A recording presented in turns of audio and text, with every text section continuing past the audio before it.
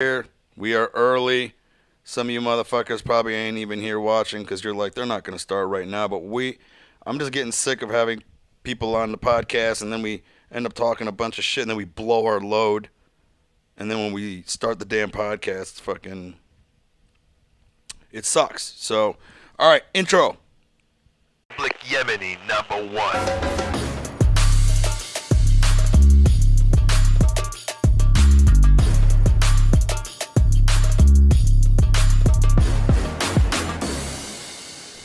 You silly bitches. All right, I see some of you motherfuckers in here. What is up? Yep, my guest today is Josh Edelman. He's Jewish. As you can see. It's amazing how frequently I get introduced that way, despite all my accolades and credits. No, Jew is the most important thing, bro. Come on. It's funny. Sometimes I'll perform in cities that like have an anti-Semitic bent to it. And like I'll hear, I can like watch the audience kind of like when I get introduced have like a reaction to Edelman. Really? Yeah, it's happened to me. It's in Florida a bunch where I'm from. Like I always say about Florida, the further north you get, the further south you get. So like the further north I go in Florida, like I can start to like sense some animosity. Really? I had my worst bomb of my life doing 30 minutes, like 20 minutes north of West Palm Beach. Wow. Yeah. People were chanting Trump at me 2 minutes into my set. I had 30 minutes. Really? Yeah. Why don't I get that shit? You don't get that shit? No. Because I think you have like a rougher edge to you a little bit. I'm not intimidating at all on stage. You think that's what it is? You think it's because I don't think I'm that intimidating. No, I don't know. I think there's something exciting about seeing you that isn't as exciting about seeing me, if that makes sense at all. What's exciting about seeing me, You're bro? just very unique. You're distinct. I'm just. So you're saying I'm ugly? No. You're saying I'm not cute? What are you talking about? You're a very handsome man, Mike. You want to fuck? What? Yeah. Totally. Well, someone the other day at an open mic almost convinced me to have sex with a guy. And you almost got convinced? No. Wait, rewind. Yeah. I'll explain. I used to have this theory that, like, if I was going to have sex, I'm not gay at all. I guess he's gay now. That's it. Yeah, You fucked up. We'll explain. Guys, he's gay. We're going to explain. I'm not gay, so I was, like, saying, like, if given the option between having sex with Brad Pitt or Jonah Hill, like, I recognize that Brad Pitt's hotter than Jonah Hill. Sure. But I'm no more attracted to Brad Pitt than I am Jonah Hill. Like, I don't feel any arousal by Brad Pitt or Jonah Hill. And, like, if I was, like, I just feel like, the softer, rounder Jonah Hill just seems like an easier option to me. Easier option in terms of what? It's easier to what? Get him in bed? Because he's fat? No, just like. Are you fat shaming him? No, I'm just saying it's like seems soft and like it'll be. So you're kind of getting aroused by how soft he would be. I'm not aroused by how soft. Why are you bringing that up? I'm less threatened by how soft you'd be. I'd rather, you're like a buff dude. I don't know if I want to like be having sex with a buff dude if I have to have sex with a guy. I want like someone soft and round. Is that how you like your women? No, but that's how I like my men. If you liked men. If I liked men. You fucking like men. But then somebody on the mic that I was there. Again, you're calling me ugly now. So first you called me. No, I called you. I said you're buff. You said I was unique. I put you in the same category I put Brad Pitt when I was talking about who I'd have sex with. And in the category of people So first you called me ugly, and now you wouldn't fuck me because I'm not round and fluffy. Yes. But then somebody at this mic I was at pointed out that, like, there's no bragging about having sex with, like, Jonah Hill. People be like, yeah, whatever, I could have sex with Jonah if he was gay. But like Brad Pitt, I'd be going around bragging about it. Even as a straight guy, that'd be impressive. Yeah. If I told you, like, I'm not gay, but I had sex with Brad Pitt, you'd still be pretty. As soon as you say I'm not gay, I'm like, you're gay. Yeah. I mean, I don't care if you think I'm gay. I've played gay in things before. You played gay? Yeah. In what? Well, I played ambiguous in a web series I made. Every time you do that, it's like we're hearing it on the mic. Sorry. Yeah. In a web series I made. Oh, okay. Ambiguous. Not really gay. Just have you ever kissed the guy, Josh? Yeah. In the web series. In real life. No. You sucked the dick, though. No. You're one of those people. No. Like, I won't kiss you, but I'll suck your dick. No, but I've thought about this. So I don't like kissing because it makes a guy get like feelings, but I'll like your dick. Well, I've had this thought before. Like, if I won the lottery, Yeah. the way I'd give my friends money, but the way I'd give them money is finding out what everyone's actual price to suck a dick is. Because, like, you're always doing those hypotheticals with people. You're like, What would you? $2 million to Let's suck think about a it. Let's guy's- think about it. Let's think about it. Okay, But- okay. Let's think right now. But, like, the money's never on the table. So, like, if I was like, Mike, Would you ever suck a dick? I don't think so. You But don't. You don't think so? Wow, bro, guys, we are But here's my question. so. Here's my question, Mike. I'm so homophobic right now. Yeah. Here's my question, Mike. I don't want gay people on my podcast. $100K on the table right now. You have to suck a dick. Would you do it? No, I got that in the bank, bro. You got that in the bank? What's your price? What would you? Yeah, but you could have twice that in the bank. Yeah, but that's not worth it. That's not worth it. You know why it's not worth it? It's not that it would be so hard for you to suck a dick. I don't think you'd actually have that much trouble with it. What I think is You think I wouldn't have that much trouble sucking a dick? No, I'll tell you what you have. You don't know who the fuck I am, bro. I'll tell you what you'll have the trouble with. You'll have the trouble with becoming a whore. That's the thing that's the real question. I'm already a whore. What are you talking about? That's the real question. Wait. You're saying the real question is, Isn't how much to suck a dick, how much to be a whore. bro, you're making no sense right now. I'm making a ton of sense. I'm talking about I'm like when it comes to dicks. Yeah? Yeah. Like, yeah. Yeah, I mean, I don't know. It took me so long to realize that I had a pretty decent sized dick. Mm-hmm. And then when this one girl was like, how do you not know? And I'm just like, because I'm not out looking at hard dicks. I've never seen a hard dick in front of me. Do you not watch porn? If I ever saw a hard dick in front of me, and then I'd be like, oh, okay, now I can gauge. You watch porn, you can't gauge how big that dick is in You can porn. gauge No, how you big the can't. dick is No, in porn. you can't. Yeah, you can. No, you can't. The fucking the camera adds weight to the dick. We know that. You can't. You don't know how small the girl is compared to how big the guy is. Maybe she's got small hands. Maybe she's got big hands. You know. Yeah, but you see like Mandingo or something. It's What's Mandingo? He's a porn star. Okay, what about him? The guy's clearly got a huge dick. Okay, but that dick is abnormally huge. Abnormally. You see a guy with an abnormal huge dick, like that meme that goes around with that black guy that's sitting on the bed with that fucking dick that goes through the floor. Yeah. Okay, you see that and you're like, well, I'm not even. You know, like when you buy a house, you got to get a comp, right? You got to comp the house with other comparable homes in the area, right? Well, like that guy's big ass fucking dick is like being in a suburb in Detroit that has like 4-bedroom bungalows, but then you got a mansion Yeah. there, and then it's just like, how do you? No, But I don't understand. It's funny to me that you're so like disgusted by dicks when like you've probably seen hundreds of them by now. on pixels. Yeah. Or maybe in passing in the gym where I didn't want to look at it, but it was No, there. yeah, it is definitely gross when it's there at the gym. I don't like it. I don't like it when Especially I'm in like the old locker men. room. Old men just Yeah. love to be naked, Yeah, bro. they're like putting it in your face.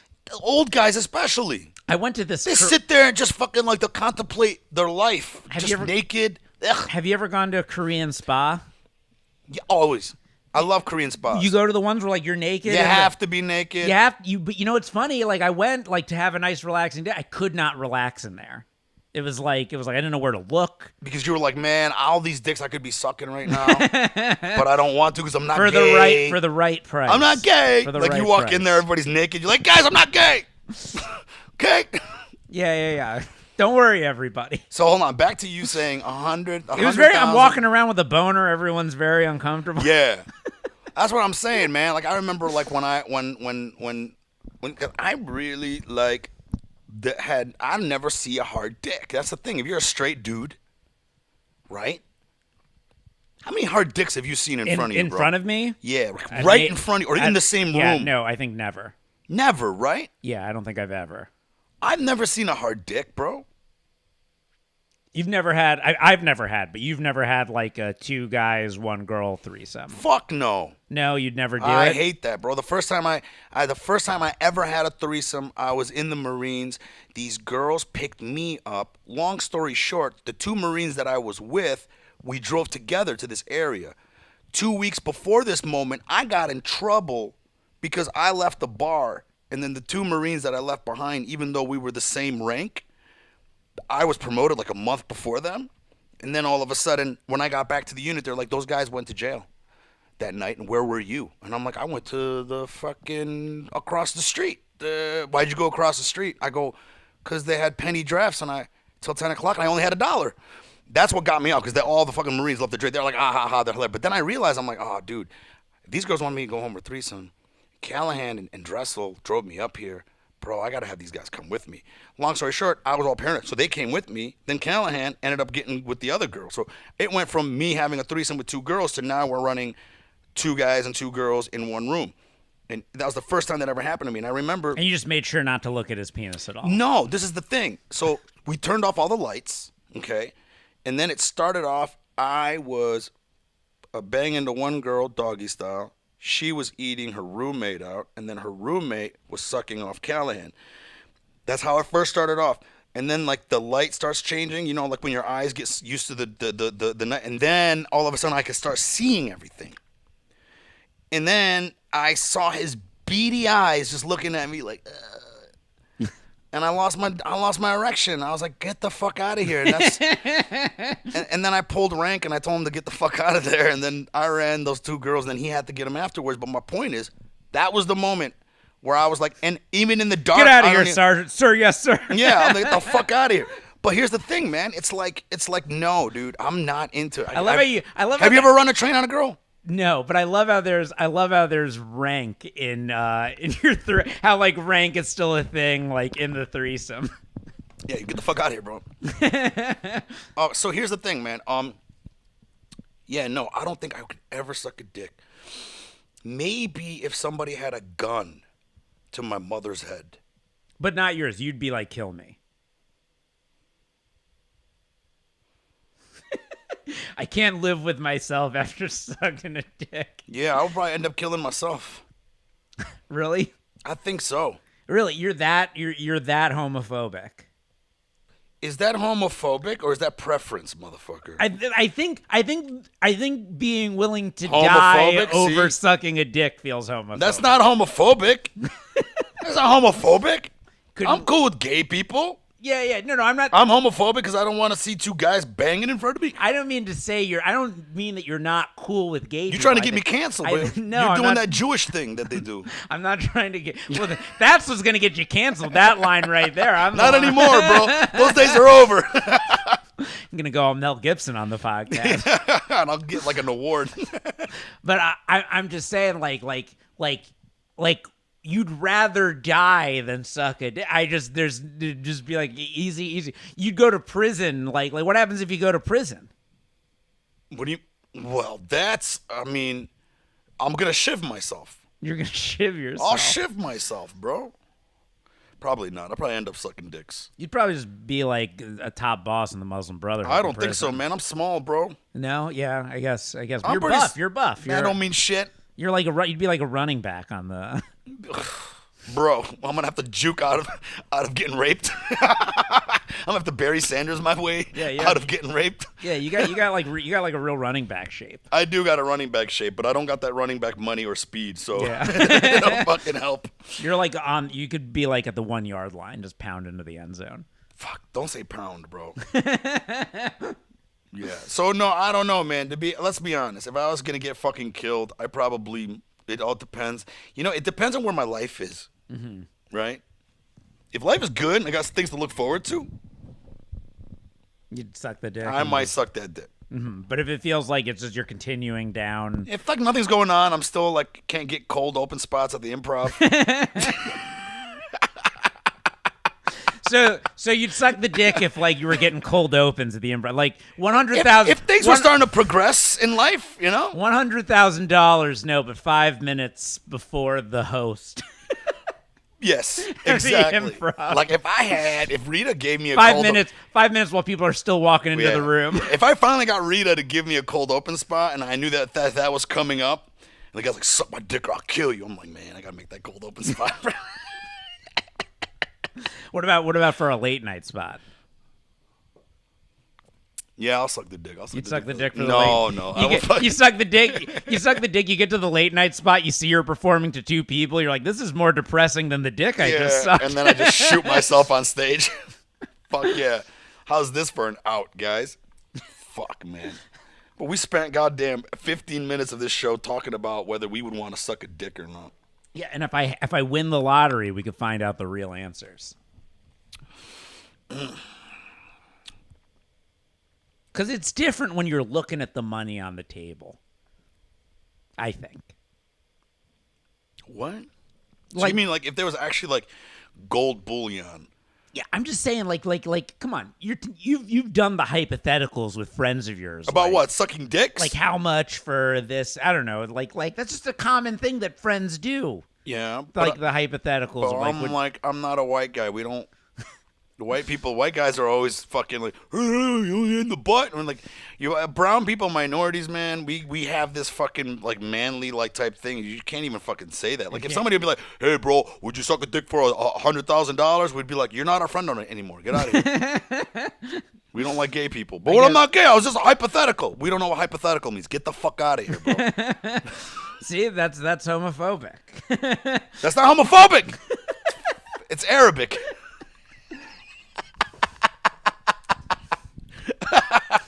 That's not homophobic. It's Arabic. I'm very comfortable with my sexuality. Me too, bro. I love women. Yeah. I love women too much, man. You know. Do I love women too much? Probably. I fall in love a lot. Oh, I don't fall in love. Oh, you see, I think that's no. So you love sex too much. You love sex with women too much. Listen. I love women. I love sex with women. I love the company of women. I love hanging around women, man. I love women. Like, women are fucking great. I'm not really into falling in love as much as I used to, you know? I kind of learned my lesson. Oh, yeah. It sucks every time. Yeah, well, I mean, I guess if it works out and you're together forever till you die. Even if you break up, man, sometimes there's always benefits that you get from it still. Sometimes, even though like those bad relationships that end badly, you know, like my last relationship, it didn't end too well, you know. The girl that I was dating was being trifling and, you know, was not showing good traits of somebody that I really needed to keep around. And then that sucked, breaking up with her. But then when I look back at the time that I was with her, those times were good. Oh, no, totally. Those moments were good. That was a good moment, you know. Those nights I slept well and, you know, I had fun and, you know. The last person I sort of seriously dated left me for another guy, and we're still like best friends. You're a cuck. That's not a girl you keep around. What the fuck is wrong with you? Yeah, we weren't like boyfriend girlfriend. That's because you're gay. We've already established that. No. Oh, you guys weren't boyfriend girlfriend? We were like dating seriously for a few months, and then she wanted kids, and I'm like, oh, so you kind of like. She already knew you didn't want kids? I don't not want kids. I just didn't want to be like in the position. You didn't want kids with her? No, I didn't even not want kids with her. I just didn't want to like make a promise like, hey, I'm going to give you kids in a year, and then like have her who's, you know, getting to the age where she's got to have them soon. Yeah. I didn't want to let her down in that way. I feel like I made You did the right thing. The right decision. You did the right thing. But you said she left you for another man. Well, she was kind of like she was dating me and another guy, like at first, you know, from online dating, and then she stopped seeing him to be with you. And then he was very much like ready to have kids, ready to have a family. And then she was expressing like these wants to me. Right. I was kind of like, I don't want to like make promises to you I'm not going to keep. Right. Which is the right thing to do. And right. And then now they're together and seems like they're probably getting married and having kids. Okay, but she didn't leave you for another man. See, the way you said it was like she cheated on you and just left you. No. Why, like I said, we weren't boyfriend. It would be different if we were like boyfriend and girlfriend. But even if it was boyfriend girlfriend, I think it would still be kosher if she was like, look, this is not going to work out. I'm going to try to find some guy who wants a kid. Yeah, but she already knew the guy. Sure, she already knew the guy. Mm-hmm. So what? Yeah, no, again, it's fine, obviously. I wasn't hurt by it. I mean, I was hurt by it, but I wasn't like... Yeah. Like, it sucked. I liked her So a it lot. ended because you told her the truth. Well, she just kind of like asked. She asked you what? Just like was like prying into like. Are we doing kids? Are you doing kids? Yeah. If we were to do this, like if somebody paid you $100,000, would you suck a dick? Like she was asking you questions like that. Yeah. But see, I think that's noble, bro. I'm the same way, man. I'm the same way. I don't like to lead people on, That's why a lot of the times I don't have any girls on tap because I don't know, man. For me, truth and consent, super hot. Mm-hmm. I think it's very, very hot when I can like be upfront with a girl and say, look, I'm not in a place for a relationship. I think you're beautiful. I think you're fun. I like having sex with you. Can we just do that?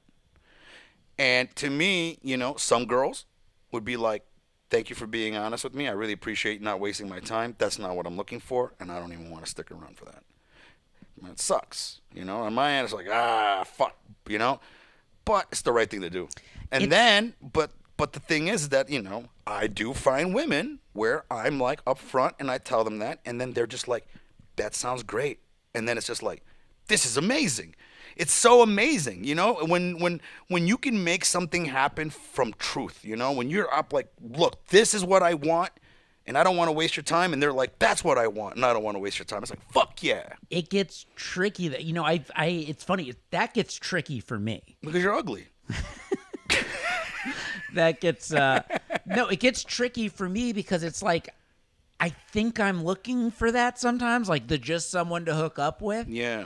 But then, like, if I hook up with someone that, like, I don't really want to, like, if I'm hooking up with someone and I like spending time with them a lot, sure. I'm just like, why aren't I dating you? Oh. But, like if I'm just hooking up with somebody and I don't want to, like, be constantly spending time with them, I really kind of start feeling, I'm at an age now I feel where, like, I'm not wanting to just, like, keep casually hooking up with the same person as much. It's not like I don't like it. It's not like I don't like it and I can't do it. I just... I don't know. I think part of it is just kind of really like wanting to like have like a real thing again. You want a real relationship. Yeah, I like it better. I'm too stressed out. It's like it's a lot of anxiety. There's a lot of anxiety juggling like dating and stuff. Yeah, it's a lot of anxiety. I also like casual sex has a lot of anxiety attached to it for me. Really? Concern about getting someone pregnant, concern about STDs. Concerns about like what they're looking for versus what I'm looking for. It's just like I don't know. I feel more grass is always greener, but I feel more comfortable generally when I'm in a relationship. Really? Yeah. It's really funny, man. I'm like in limbo when it comes to relationships, bro. I used to be Mr. Monogamy. Mel was.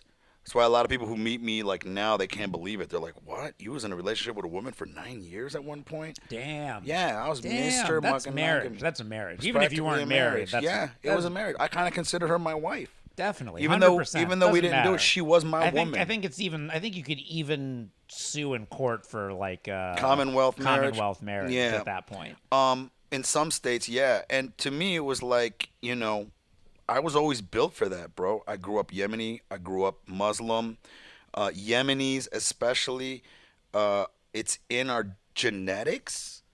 Really, from I really do believe that your genetics is genetically monogamous. I believe in this. They're proving this with epigenetics. Things that your ancestors do and what they go through. There's these expression genes that get passed down, right? So, if you come from a long line of criminals, you're gonna have those. You're gonna pass those expression genes on to your children, and your children will probably have more of a knack of fucking figuring out criminal things. It's an actual proven science, right? So I believe me growing up Yemeni, growing up from a bloodline of, hey, you have a woman. And not only that, my great-grandfather had 6 wives and 40-some kids. So I also have... Not at once. Well, he didn't fucking have 40 kids in one day, bro. What the fuck No, you talking about? but did he have 6 wives at once? Was he like polygamous? Yeah, no, 6 wives at once. Damn. Yeah, he had 6 wives at once. Except for my great-grandmother, who wasn't. She was progressive. She wasn't playing that game. So she was the first one he married. They had one child, which is my grandmother. And then he's like, well, I'm getting some more wives. And she was like, the fuck you are. I want a divorce. Damn. So I have this. I can barely juggle one. I can barely handle one. Dude, I am built for fucking multiple women, bro. I really am. I love threesomes. I love to fucking I love bisexual girls. I love girls that are fucking really friendly with other girls. That's my thing. Bisexual girls tend to like me. They love me. That's great. To me, I think it's great. You don't like bisexual girls? Oh, I love it. I love it. It's There's some complications that come to it if you're not secure. dating them gets stressful in a certain way. Because you're kind of like, man, they could just go with anything, you know? Well, it's funny. I was like hanging out with one recently that I'm friends with, who's like in a relationship with a guy, just talking about how she's really having feelings for this girl, and I'm like, man, I can't let you hang out with anyone if we were. It's like one thing when you're dating a straight girl and she's like hanging out with her girlfriends. You're like, yeah, great, fine. Yeah. But if you're dating with a bisexual girl, it's like, no, you are home and you're seeing nobody. Yeah, right? Oh, you're going to Target? The fuck out of here going to Target. Your clit's the Target and your friend's licking it. We're going together. Yeah, we're going together. I love going to Target. You always hated it. Not until I found out you were bi. Yeah, man. So, I mean, to me, that's why it's very interesting that you're really looking for a relationship. I'm like kind of trying to like get my fucking head back into that space, dude. Are your parents together? No. Okay, yeah. My parents like together for like 40 years. Damn. Super in love. Really? Yeah. Still? Is it nauseating or do you like it? No, I like it. Really? Yeah, totally. That's very healthy, right? Yeah. It gives you an idea of like what it can be. So Totally. do you hold their relationship at high regard in terms of like what you strive for? Absolutely. Wow. That's great. You don't hear that often. No, totally. That's why you're not good at comedy. Not just joking. No, you guys should definitely watch Josh, man. He's a great writer. It's I hate that too. I mean, I like that. I like being called a great writer, but I always feel like when people call me a great writer, it's almost like that's your insecurities. It's my own bro. insecurities that takes it as a dig towards my performance. No, not at all, bro. But no, I do. Not I do. at all. I do appreciate. Another comedian that I also respect is Handren Seavey. Oh yeah, Handren's great too. I just had him on, and he's another one where I'm like, dude, that guy's a great writer, and it has nothing to do. Also, check out all these off the cuff skills right now. What's that? We're having all these off the cuff skills right here. What are you talking about? I'm just saying. I'm good. I feel like I do off the cuff like a writer. I've had sets where I've riffed my whole set and people come up to me after and go, "You're a great writer," and I was like, I made that all up just now. Well, that's the thing, though.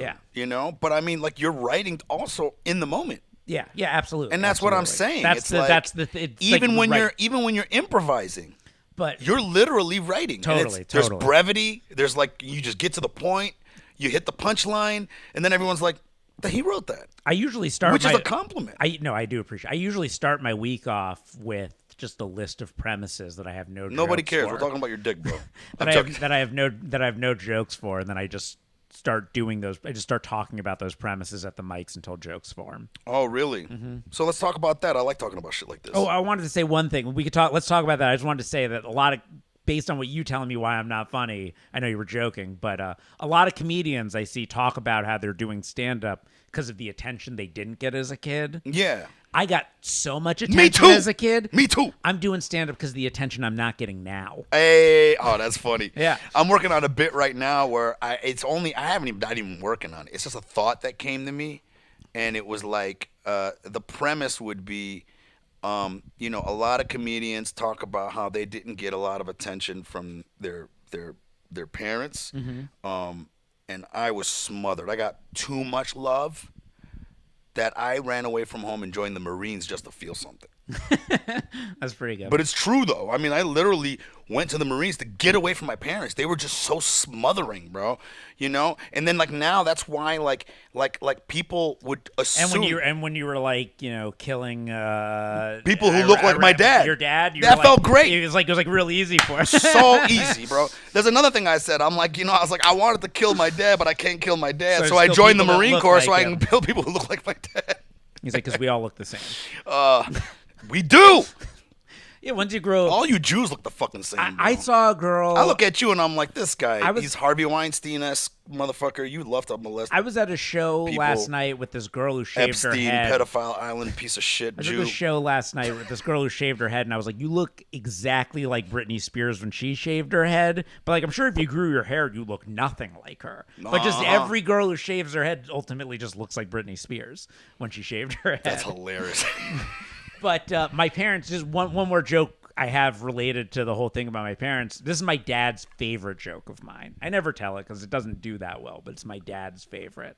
I talk about how, like, when I go home now and see my parents, they're just, like, so in love. And it's, like, really amazing to see how, like, close and in love they still are. And it's made me realize that had they gotten divorced when I was a kid, it really would have been my fault. Because parents are always telling their kids, like, it's not your fault that we're getting divorced.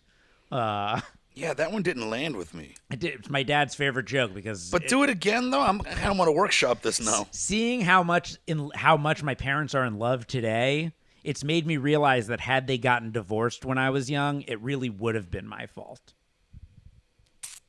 I see where you're going with that. I think that could definitely work if the setup was had a little more information, I think. Well, I think it's like in the midst of a bit, but like, Is it? Yeah, Yeah. but like, you know, the joke, they fought when I was a kid. Like, there were moments where I was afraid they were getting divorced, Yeah. and like, had they gotten divorced, they definitely would have been like, "Don't worry, Josh, this has nothing to Are do they both with you." Jewish? Yeah. Okay. This has nothing to do with you, but like now seeing them just get along so well with me out of the house, I'm like, it would have been me. It would have been. Okay. It would have been because, and my dad loves that joke because he hears that he's like 100%. That's funny. Are your parents like? Are they like really Jewish?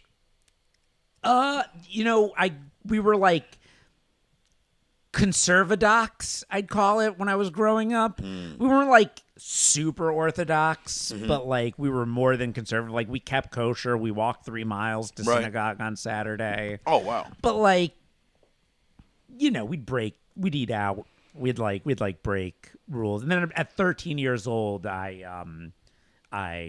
we stopped being like kosher and then just became straight conservative. Without the Jews stuff. Without like the extremity of orthodoxy. So there's reform, conservative, and orthodox. Oh, okay. When you say conservative, I'm just thinking politically. I'm sorry. Reform is like they got like microphones on. They're playing guitar on Shabbat. That's like, who? That's who? Reform. Reform. And like you know, everyone's sitting next to their wives and their kids.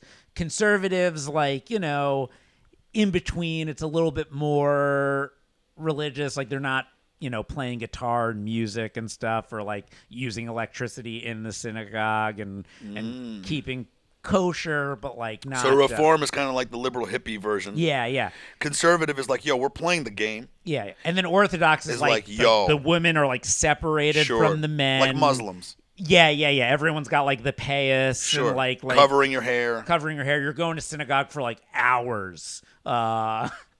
Why are, in your religion, do you know why the women are separated from the men, like in the Orthodoxy? Do you know why? Do they have the reason? Do you know the reason? I think it's like a covetous thing. It's like to not distract from like God. Like, it's not so people aren't. I don't know this. I don't know this for sure. But what I remember is like, so it's not to distract like with sexual like attraction when you're there to be praying. Got it. Yeah, that's very. Also, Orthodox women wear wigs when they get married, so like so you don't ever really see their real hair. You don't see their real hair. Only their So husbands see weird. their It's real a lot hair. like Muslims. They buy super expensive wigs. Yeah, so it's very much like Muslims, you know, that cover their hair, and then the women are separated. I talked about this on the podcast before. Your description as to why it's separated is the right description, bro. Yeah. It is. You know what I was told when I was young? What?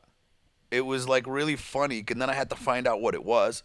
My dad was just like, "Oh, you know, it's because you know the women pray in the back and the men pray in the front because it symbolizes the men will put themselves in front of the women, you know, in front of God, you know, in front of danger.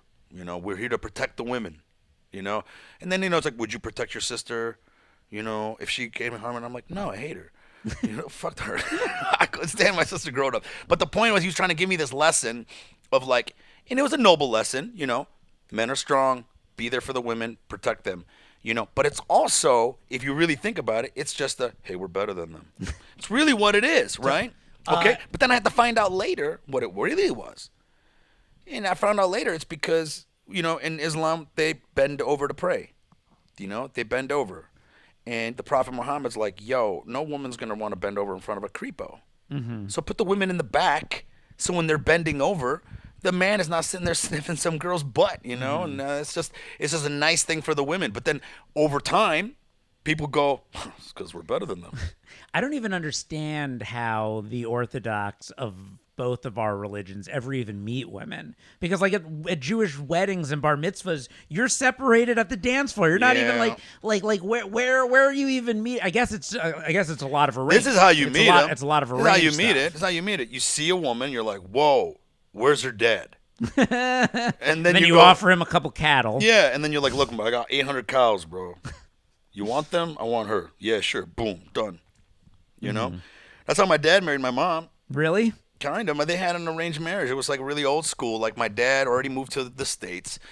He already had good work out here and stuff. And, then he went back to Indonesia because my family are Yemeni, but they were born and raised in Indonesia. So my dad went back to Indonesia to visit. And then one of her family members and one of my dad's family members were having a meeting and doing like a business deal together.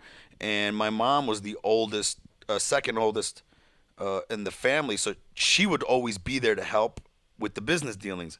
And then my dad was like leaving the house and was going by the side alley to go to the front, and he saw my mom through the fucking window and was like, yo, who the fuck is that? And then he just talked to her dad. And then it was like, yeah, all right, you're marrying the thing. What was crazy is that because my family's from Hadramaut, Yemen, which is a very a specific part of Yemen where the adventurers of Yemen are from, because, a lot like Leif Erikson had to build ships and get out of their country because their king was a tyrant. The Yemenis from Hadramaut built ships and got out of there because the part of Yemen that they were was really shitty and arid and hot and nothing could grow. It had no resources. So the people from my area have always been expeditionists, and they would trade all along the Indian Ocean, living in places like which is currently Singapore and the Philippines and Indonesia, predating Islam. So that's why historians think that's why Indonesia is the most Muslim country in the world, because the Yemenis were already there acting as a conduit to spread the message. Interesting. So Yemenis have been living there for so long, but they're specifically Hadrami Yemenis, and for centuries Hadrami Yemenis were only allowed to marry other Hadrami Yemenis because in Yemen it was a caste system, and it's all about, my mom's name comes from royalty.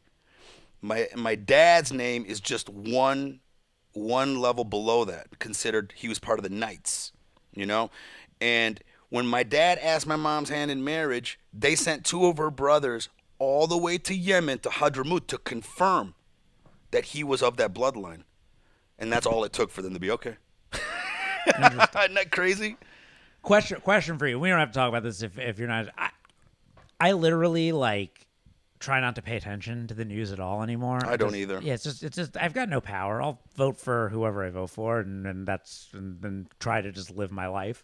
But do you know why everyone's bombing Yemen? Because we deserve it.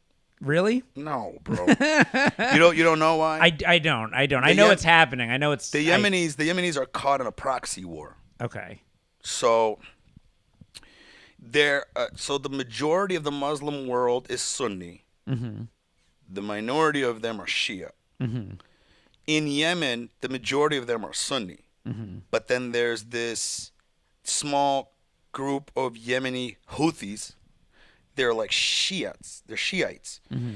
And they started flexing and started taking land and started starting their own little war in there to take over parts of Yemen. And then what you end up having is you have Iran, which is Shia, funding those people because they want Yemen to be taken over by Shias. And then you have Saudi Arabia coming in and funding the other people, and now there's And then this. we don't like Iran, and we're friends with Saudi Arabia, even though we shouldn't be. Right. we shouldn't be friends with any of these motherfuckers, Yeah, to be yeah, honest. yeah. But Saudi's got the oil, so.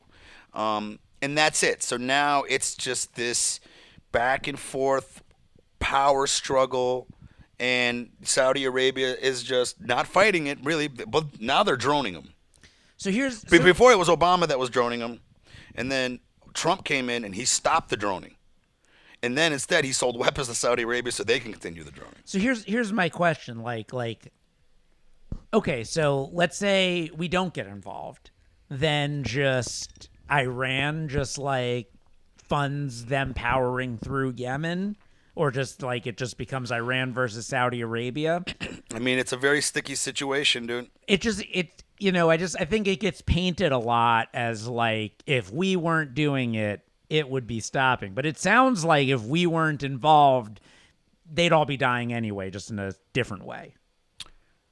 I think that if we weren't involved, there'd be a lot less people dead. You think there'd be less people dead? Yeah. Just because we are Those good at... motherfuckers don't have drones. Just because we're We're out there droning them We're now. good at killing people? Yeah. You know what I'm saying? Yeah. You know, and then, I mean, it's like, it's just like, I feel bad for the Yemenis, man, because if they're not fighting each other, then other people are fighting coming. But the weird thing about Yemen is that the Yemenis have never been conquered. Mm-hmm. Interesting. And a lot of it is due to their the landscape. It's treacherous, a lot of mountain ranges. It's just kind of like Afghanistan. I was thinking about having my wedding in Yemen. It'd be the shit, bro. It would be the bomb. It would be the bomb. But yeah, so I mean, so let's talk about your fucking movie, man. Yeah, okay, yeah. So if anybody knows, he is the director of Mentally Al, which is a documentary that I still want to watch, but right now he's kind of, I don't know if we can talk about that, but Don't want to talk. Well, I can tell you the joke I wrote about it. Sure. I have a new joke I'm working on about it. Okay. I'm involved in like a legal issue. I had to like hire a lawyer, and it's like once you hire a lawyer, you start to feel like you become a lawyer yourself because you're just dealing with so much like legalese with the lawyer and stuff, and learning all these things. And now just like in my regular day life, I'm constantly using legal terms I'd be talking to a girl at a bar and buy her a drink, and then some other guy starts talking to her. I'm like, hey, your spurious actions are tortiously interfering with the silent contract me and the lady have, and I'm seeking damages of the 2 beers I purchased.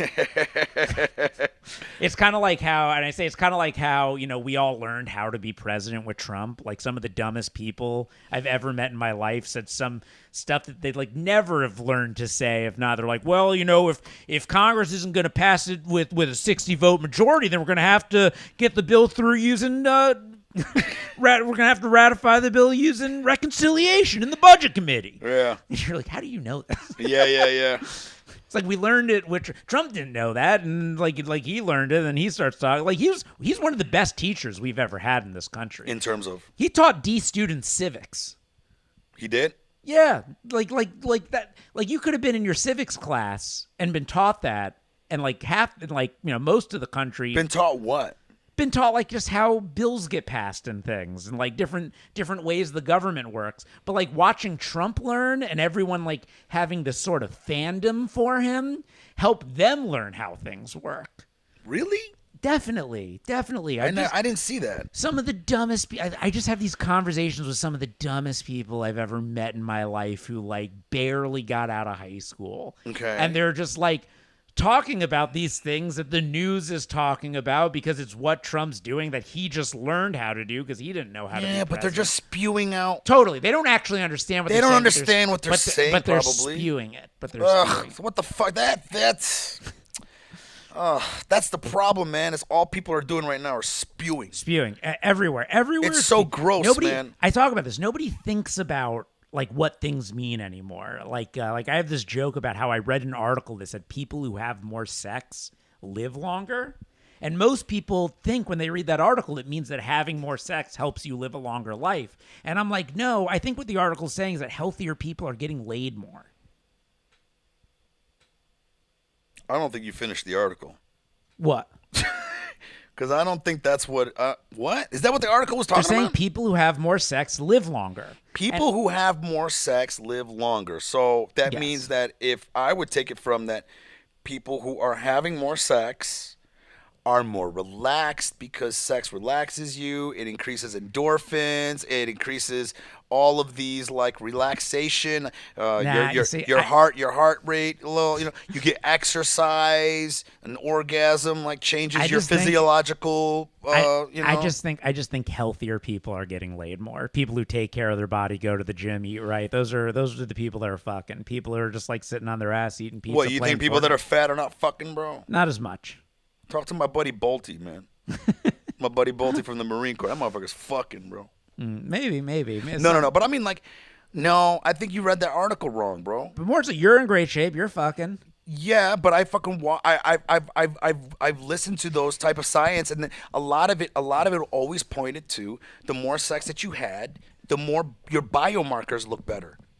Everything in your body changes physiologically. A lot of things change. First, you're getting exercise. Your heart rate went up, right? You feel extra good. You're flooded with these endorphins that relax your system. When your body is relaxed and you're not thinking about stress, if you have super that high elongates your cholesterol- life. If you have super high cholesterol, high blood pressure, I have high you're- cholesterol. You're overweight. Your doctor's going to be like, cool it on the sex. You're going to have a heart attack. I don't think so, dude. No. What If are you you just have talking high about? cholesterol, but like if you have heart problems, ask your doctor if you're healthy enough, if your heart's healthy enough for sex. Well, I mean, he probably would tell you, hey, man, stop doing that vigorous porno sex. He'd probably be like, next time you have sex, you just lay there and let her do the work. Teach her how to give a blowjob.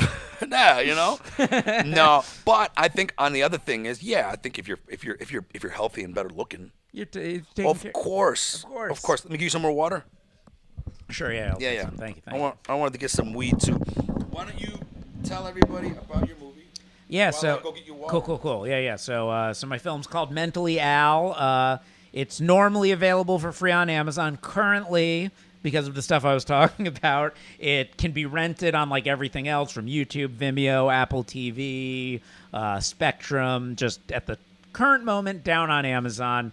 It's about this guy Al Lubell, who's my favorite comedian of all time. He's like a genius that won Star Search, was one of the last people on Carson, been on Letterman 5 times each. Fell on kind of hard times when I started making the film about him, and it's kind of really about what it is to live a creative life and to pursue your dreams even into your 60s. And we were picked as the best comedy documentary of 2021 by the New York Times. Congratulations. One of the coolest things to ever happen to me, for sure. So there's kind of the rundown. It's funny. It's like, I say the tagline is it's the story of the greatest comedian you've never heard of. But what's funny is anytime I'm talking to someone and they have heard of Al, they always go, oh my God, I saw him once at this thing and it was the hardest I've ever laughed in my life. Like that's the effect he has on people. I just remember like a friend who ended up working on the movie when I was living in New York. One night he tells me, he's like, he went to a comedy show because his friend was on it. I was like, how was the show? He's like, terrible. Everyone sucked. Except there was this one guy who was like the funniest guy I've ever seen in my life. I was like, oh, what was his name? He goes, Al Lubell. I go, Al Lubell, that guy's my favorite. So what got you into making this documentary? I My buddy Bolte said, I never had a doctor tell me that. Cool it. Oh, was he listening to the show? Well, yeah, he's listening. My boy's always watching this, man. Shout out to Bolte, bro. What's up, Balti? Yeah. Which is crazy. His name is Bolte, and he was a mechanic. It's fucking hilarious. Hilarious. Yeah. Well, my name's Josh, and I'm a comedian. That's a terrible joke. It's not a joke. It's just Okay. think of joshing is to be playfully bantering. Okay. That's what it means. Okay. I'm not white enough to know or fucking use that, bro. Uh, Joshing. We're just joshing around. Joshing, yeah. Before Yeah. I decided to call my podcast the Jew Rogan Experience, Hey, you should do that. it is. That's what my podcast is called. It is? The Jew Rogan Experience. Yeah, I thought out you had now. another podcast. I had an old one called Quarantine, and then I had a one before that called Who Would You Do? But this is my new current one, the Jew Rogan Experience. That's great. That's kind of doing well for just coming. The second episode came out today. I think that's a great name. But anyways, go back to let's talk about. Let's not get Yeah. So sidetracked. I was 15 years old at home in Boca Raton, Florida. My dad was, and my friend and I were hanging out in the house, like giggling. My dad was getting annoyed by us, and he told us to go to the comedy club because there's this local comedy club, and I loved comedy at the time. Your dad. Oh, so this wasn't your first time. No. This is something you enjoy doing. Yeah. And your dad's like, just get the fuck out of here. Get the fuck out of here. Go to the comedy club. We like look up who's playing. It's this guy named Alu Bell. Never heard of him in my life. We're like, whatever, let's just go. We go, and it's the hardest I've ever laughed in my life. My friend literally fell out of his chair and was rolling on the floor. I've seen Al knock 3 people out of their chair from his comedy. I need to see this guy now. It's an experience. When you see it, when he's firing on all cylinders, there is nothing like him. That already makes me want to see him, man. And I was like, how have I never heard of this guy? And it's like, I'm looking him up and like, I'm finding out things about him. He doesn't have like a stand-up special. He doesn't have like a Comedy Central, but he does headline and tour. And like, I just, I like my comedy club it was called Boca Nuts, and then it was purchased by the New York Comedy Club. Now it's called the Boca Black Box. They'd have like a little form to fill out being like, who are comics you want to see here? And I'd always write like Eddie Murphy, Dana Carvey, Al Lubell. And this shitty comedy club wasn't getting Eddie Murphy or Dana Carvey, but they were getting Al Lubell. So like they'd call me every time he was in town. Oh. I'd like go like every time, and I'd bring like my girlfriend or my friends or whatever to go see him. And everyone I brought would be like, this guy's amazing. So you've been a fan for years. Yeah. So I would like I would like go and like up to him afterwards and like talk to him like after the shows. And then when I was 18, I went up to him and I asked him if I could make a documentary about him, and he said no.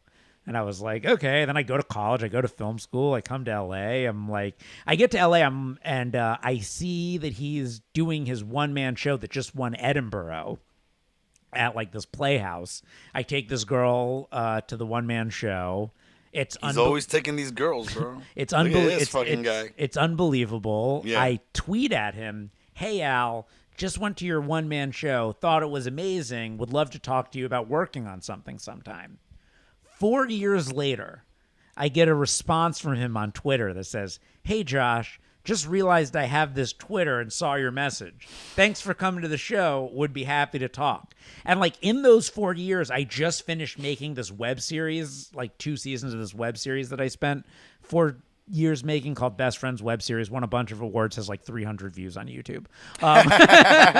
So it goes.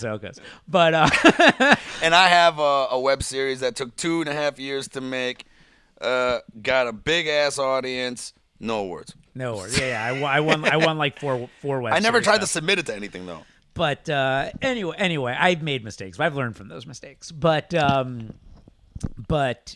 he I just finish it, and that's when I get the message. I'm like, such perfect timing, because in my head I was thinking about reaching out to him again, and it just was such serendipity that he reached out to me At that time. So there was like something in you. There was like, it's time to reach out again. Yeah, and then Boom, he reaches out to you. Boom, I get that. And he says the funniest thing. He's like, I just realized I had this thing. Well, it's funny, when I met up with him and I told him that I was about to reach out to him, he goes, really, you were about to reach out to me? He's like, now that I know that, I wished I hadn't reached out, because I'm very lazy, and any opportunity not to do something is an opportunity I wish I that's took. hilarious. Oh, it's funny. So it started out with us talking about making a special, because I really wanted to film his one-man show, because I think his one-man show is utterly brilliant. Right. And then it kind of evolved into well, we should make a short little documentary about you so people know who you are before the special. And then I started filming that, and I'm like, it's really so interesting. There's such a relatable, interesting story about this person here. And we just kept filming, and then it became this 5-year process of making this feature doc. Won a bunch of fests, got the New York Times thing's been doing really well. Judd Apatow loved it. Judd Apatow's in it. But I mean, he's was raving about it. Gary Goldman. Just because he's in it doesn't mean he's going to love it. Totally. Gary Goldman, Sarah Silverman, all loved the movie. We're tweeting about it. It was the whole experience of releasing it was utterly surreal. One thing I found amazing is you never gloated about that. What do you mean? Well, when I met you in the stand-up scene, you started hitting the stand-up scene around what year? Well, I had false starts a number of times, but I seriously got back into it around, I think, September of 2017. Right. That's when I went full force back into stand up. And I'm going to do it right this time. Right after I finished shooting the doc. Right. I'm going to turn this down a little bit. Is that better? Yeah, it's great. Okay. So right when you were shooting the doc, that's about, what, 5 years ago? Yeah, 5 years ago. I think I've only seen you around, maybe 3 years ago. Yeah, that's really when I started, it was about 3 years ago that I really started going hard at stand-up. That's when you started going hard. That's what I mean. So, about 3 years ago is when you, really... So the first 2 years probably on and off? A little bit, and it started out, I was like, I'm going to do one mic a week. And then I was like, all right, I'm going to try and do 2 mics a week. And I was like, all right, I'm going to try and get 3 mics a week. And then there was a certain point, I'm going to try and do one every day. And then there was a point where I'm like, let me just see how many I can do in a day. And once I hit that point, it was just I felt like the improvements just toppling on top of each other, getting way better. Opportunities started coming up. But, yeah, someone told me something once that really rings true, which is if you talk about doing something, you're going to get it out of your system. I told you that. I think that's been my philosophy for fucking years. And I think about how many times I've told people about things I'm going to do and then not done them because you get the release of doing it. I only tell people when things are happening. So yeah, when things are happening or when things are done, when what I'll do is I won't tell people one-on-one, but maybe I'll sometimes announce something I'm going to do in a public way that makes me now feel pressured to do it. Yeah. Like now I have to get it done because I've made a whole thing about how I'm doing this. So now if I don't, it's egg on my face. Right.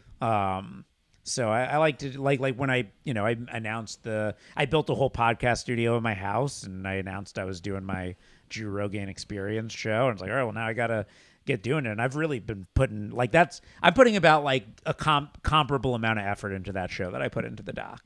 That's amazing, bro. Because to me, you never gloated about it. You never sat there and be like, hey, I'm doing this documentary. It was just all of a sudden one day it's just this thing's out now. I told people, but I was very excited about the idea of a Deadline article dropping that I made a movie. That's so much cooler of a way for people to find out, in my opinion, than talking about it. Don't get me wrong, I did talk about it a little bit, but I'm waiting for it to. When something takes 5 years to do, you're really worrying it's not even going to happen for a lot of that. It was a a lot of emotional up and downs, a lot of people passing on the film, a lot of I had to.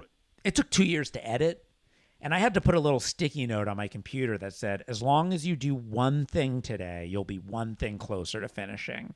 So even if I just did one edit, just one cut, even if the cut didn't last and I changed it later, it was it's just some amount of progress. And usually if I do the one thing, I do more.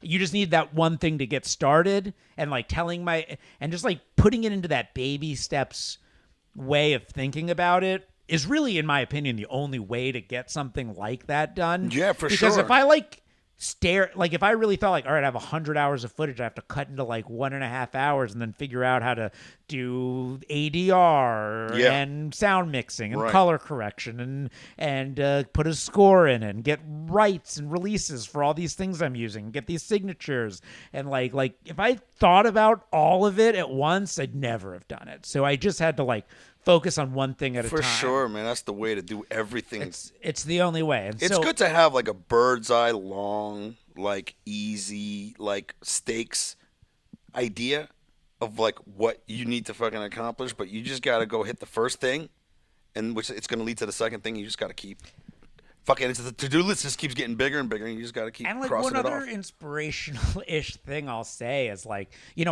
did stand up for the first time when I was started doing stand-up for the first time when I was 21 in New York for a little bit.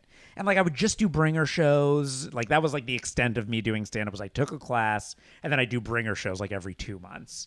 But it was the first inkling of it. And I spent a lot of time over the 8 years between when I first got to LA and did it a little bit here and then quit again, feeling like, well, you've let all this time pass without doing stand-up, and like being upset at myself. And like something, again, I really realized at a certain point is like, you can't think about that. You have to just start now, because the time's like, whether you start or not, the time's going to pass anyway. So like, yeah, it's 8 years I didn't do stand-up that I could have been getting ahead. Yeah, same. But then, I did it, and I've gotten pretty far in like the last 3 years I've been doing it. Yeah. And it's very surprising, right? Sometimes you have to just do it.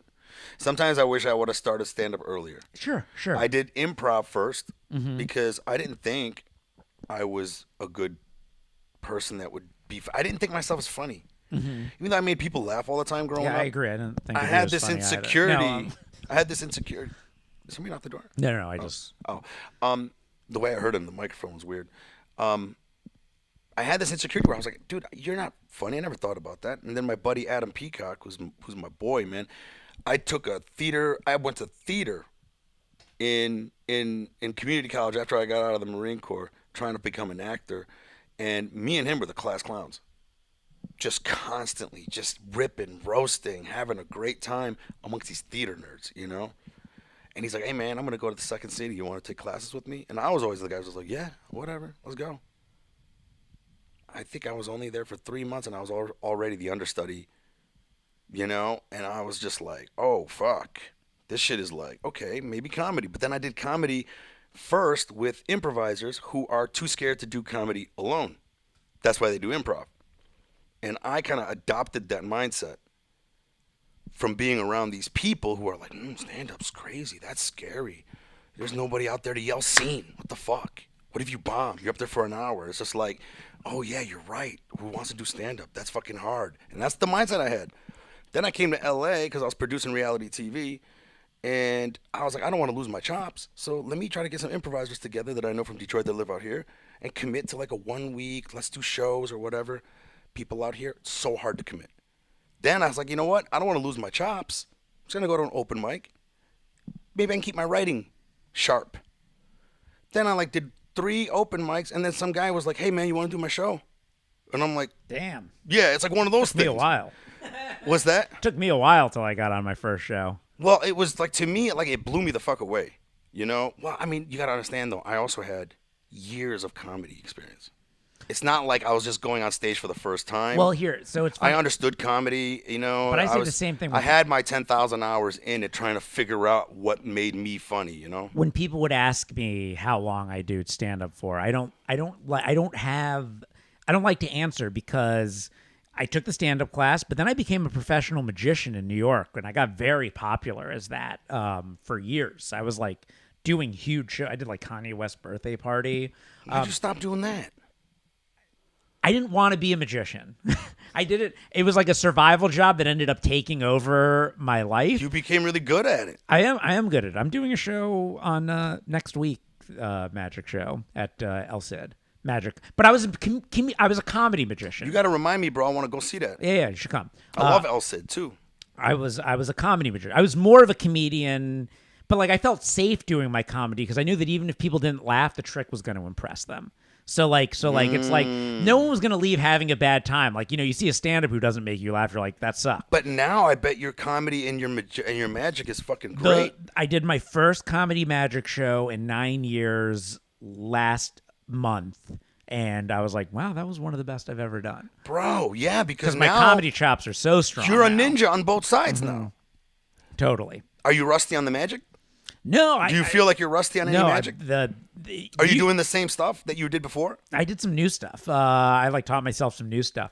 But I put videos on my Instagram. If you watch them, it'll blow your mind. I do a really unbelievable trick. I don't know if you want to watch it right now. Yeah, bro. I would watch Mind Blower. What is your handle? The Edelmeister. TheEdelmeister.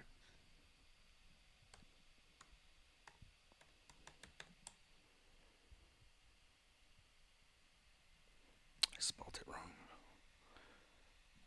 It's bro, you need to change it. TheEde. The Edel. MEISTER. MEISTER. Change it, bro. If you go down a little bit, you'll see something that says mind blower with me standing in front of like a glittery curtain. Yeah, see, I can't get... Fuck, I don't know why this is happening right now. Here. No. It's not that. It's like sharing the screen right now is like not working in this app, and I'm like, I'm worried. I might have had set something up earlier. Well, I just instant messaged you the video. That negates it. No, I'm on your page. That's not the problem. Mm-hmm. Problem is, I think like nobody is literally seeing my screen. It's not doing it like it used to. Hold on.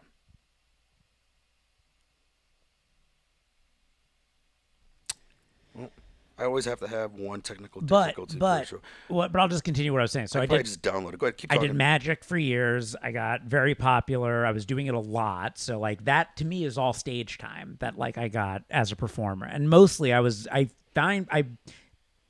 pitched myself more as a comedian than a magician. Right? I pitched myself as a magician, but I was more of a comedian.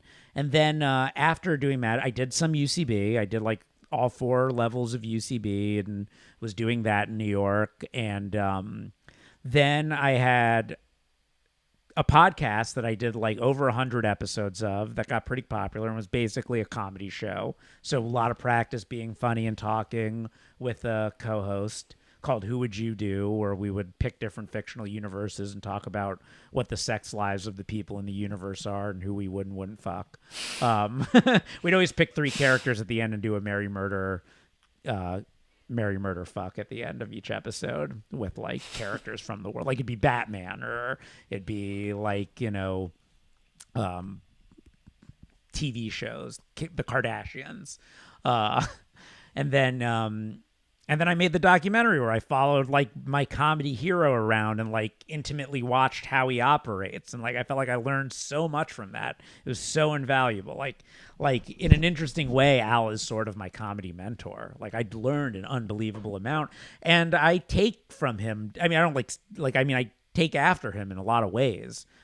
People tell me my material's very cerebral. His material's like the most cerebral you'll ever hear. And then I did stand-up for these years. So really all of that contributes to me as a comedian. While I wasn't doing stand-up for those 8 years and feeling bad for myself, I was still doing stand-up adjacent things that were getting me better at stand-up. Did you send it to my phone? I just sent it to you in an Instagram message. Instagram message. Is it let me see if I can, I'm just going to maybe share the link with the guys in the chat. Guys, I'm going to send you a link. If I can pull it up here. I'm trying to get a what I like to call an intern for my podcast who can run my computer for me. Really? That's what I want. I just feel like I remember my first episode of the new show. I had Seth Lawrence on. Great episode. But there were moments when I was editing the podcast and looking back at it where like I'd be looking for something on the computer to share, and I'd miss things Seth was saying because I was so focused in on the computer. And I was like, oh, that was a funny comment from Seth that I didn't catch when we were talking because I was so zoned in on trying to find this video to play. Yeah, so I feel like it's good to have. It's ideal. It is ideal, engineer, but it's usually this thing runs great. I must have set something up before. I'm not even gonna try to blame the app. But I think a good engineer is a good podcast engineer is someone who disappears. Like for example, like I live with Reed Brackenberry, and Reed's hilarious. But like if Reed's in the room, I'm gonna feel. A good podcast engineer is someone who. All right, I hear myself. Yeah, I had to pause it. Like for example, like I live. This is the only way I can send them the link because I gotta go into the thing. There you go. He goes. Bolty says, just watched it. Mind blower. Good magic trick. Yep. I'm going to check it out too right now. Bolty, you should follow me. Yeah, yell at them, bro. Yeah, all you got. That's loud. How do I turn that down? I don't know if that's really loud for the... It didn't sound too... I mean, it sounded loudish. For me, it sounded really loud. Oh, I'm going to use the restroom real quick. Is that all right? Yeah, do you think? Fuck, I just walked up. You guys were all with her. I was like, regular deck of cards. And she was like, yeah. And it wasn't regular at all. She just fucking took my word. I'm a lying magician. She just took my fucking word for it. Unfucking believable. Yeah. Okay. Okay. Here we go. What I'm going to do is I'm going to scroll through these cards. I want you to point to any card at all. This one, okay. She pointed.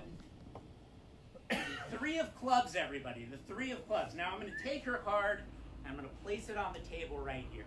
Now, I'm going to tell you guys how you get good at magic. This is how you get good at magic, guys. You have no friends growing up. That's the main trick to being good at magic. So, like, when you don't have any friends growing up, I actually made friends with my cards. And because of that, I would write down names on the back of the cards, like to name off, like this one's Bob. Here, you can hold on, Bob. We got Jack over here, Jack. We've got Bridget. And like, we can keep going through Molly.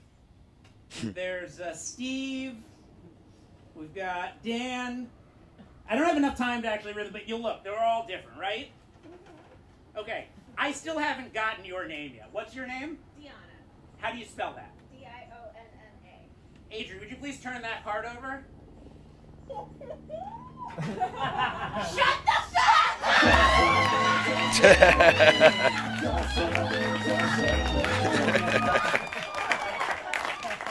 That reaction is hilarious.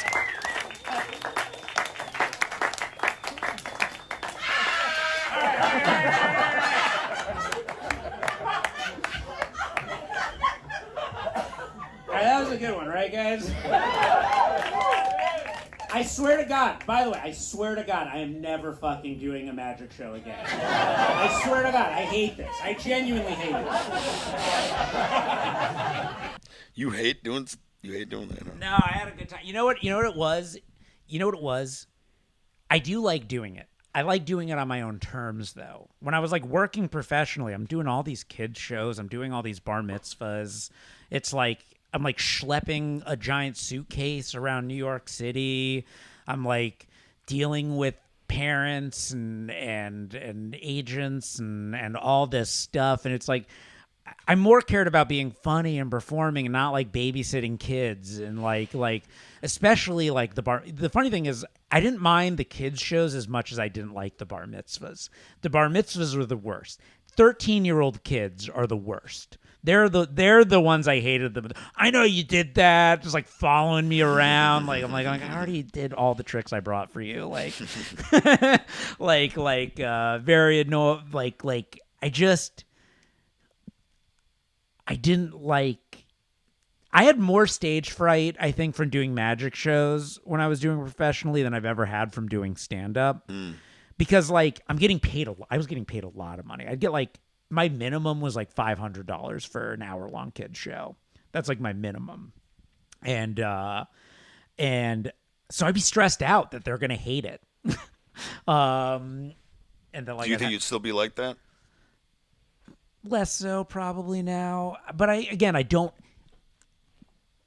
like it's like a trap, you know? It's like I got popular enough that there was like no getting out of it. Does that make sense?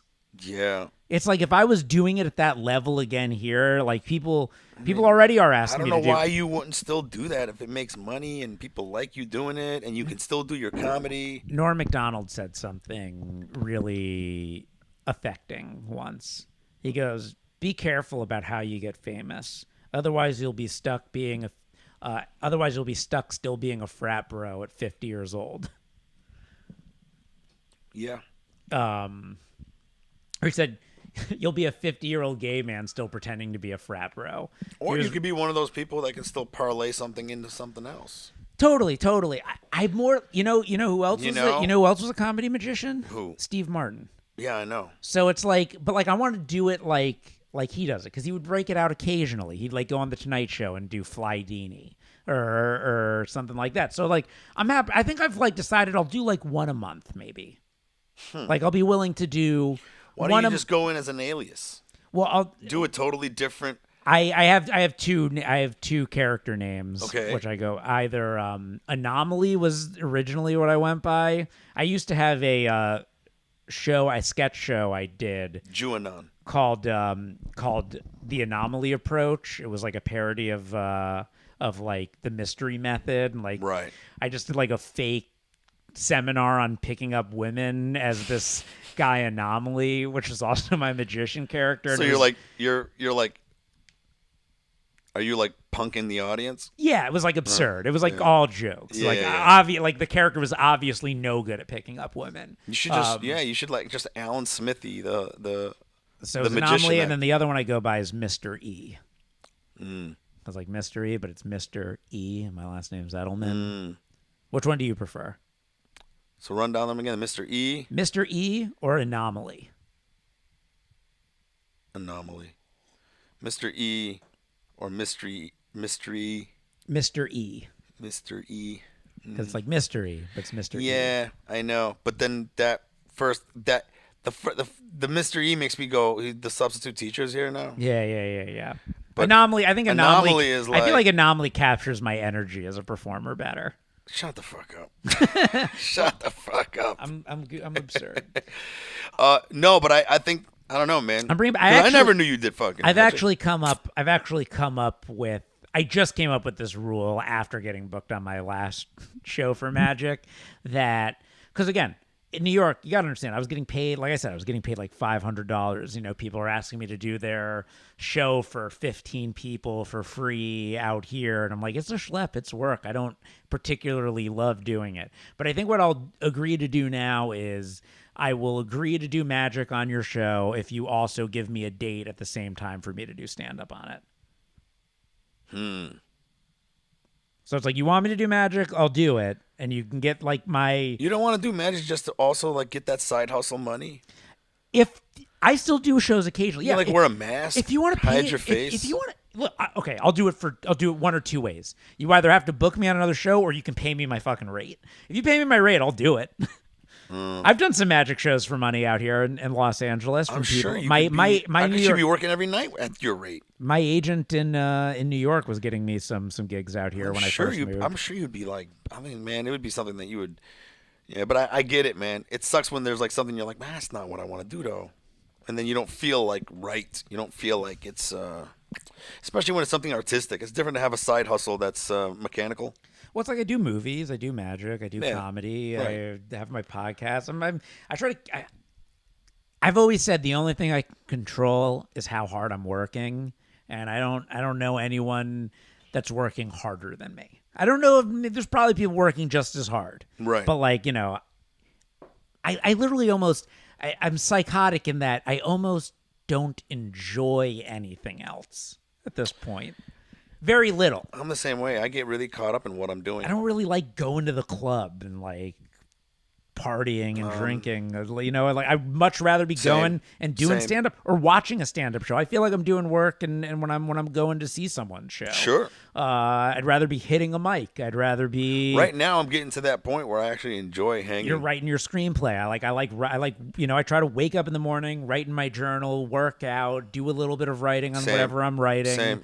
Go to maybe a midday mic if I can. If I have editing to do for my podcast or make a Photoshop for my Instagram or cut a stand-up clip. So let's to talk post. about your structure. I'm into like time management. Do you plan your days, or do you have sections of your days that are sectioned off for certain things? I have lists of things I need to get done. Me too. So basically, it's Where do you kinda- put your lists? It's on my phone. I just have my notes, and I like you know, Just in notes. I do notes, and then I do the little check mark bubble that like I can Sure. I can press Sure, to, me like too. I accomplished this thing. Yeah. And just whatever new thing I have to do, I add it. Do you ever have list. subtasks?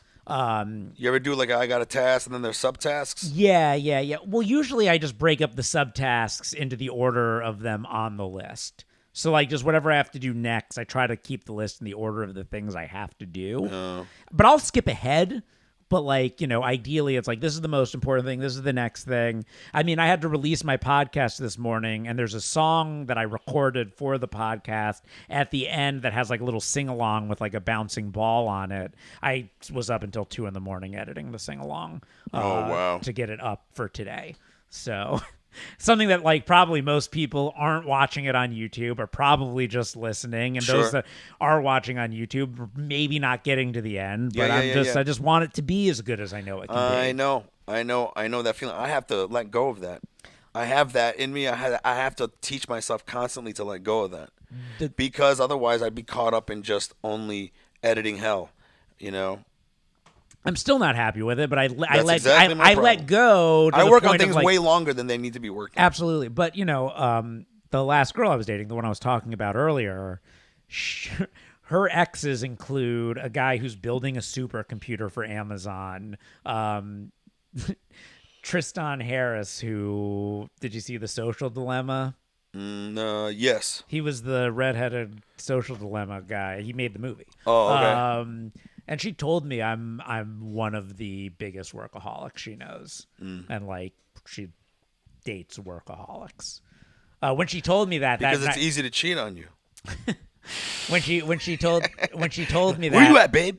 What are you doing? Why you always at Target? She didn't, Why you always going to Target? because I know you hate Target. Yeah.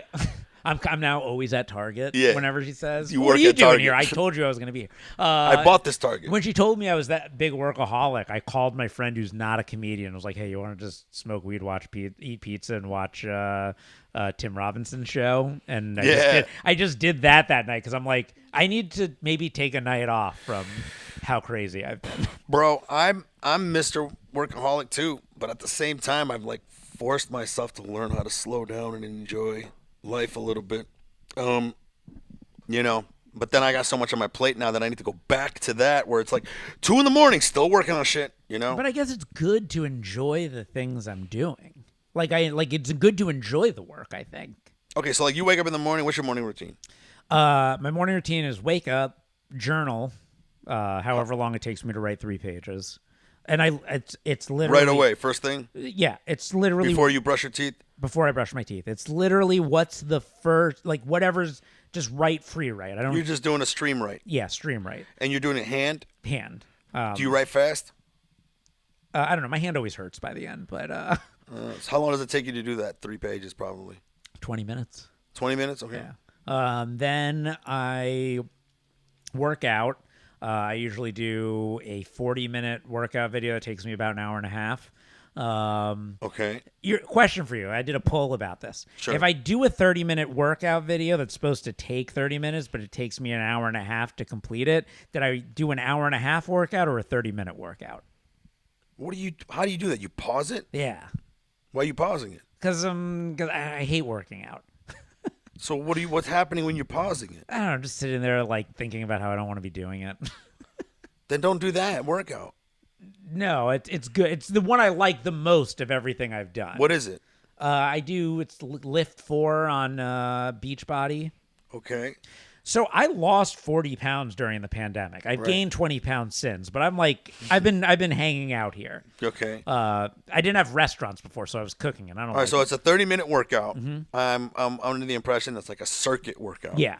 Where you're supposed to I'm keep supposed to fucking keep going. Yeah, I'm moving, supposed and to your keep heart going. is supposed to keep But pumping. isn't there something to and you're like stopping it and just going, man. But isn't there something to the stopping and starting? Like doesn't that help too with your heart kind of like getting confused? Like, what is he doing? No, not like that. I don't think, It's better to just keep going. Sometimes I do it straight through. It just go depends. lighter on weight.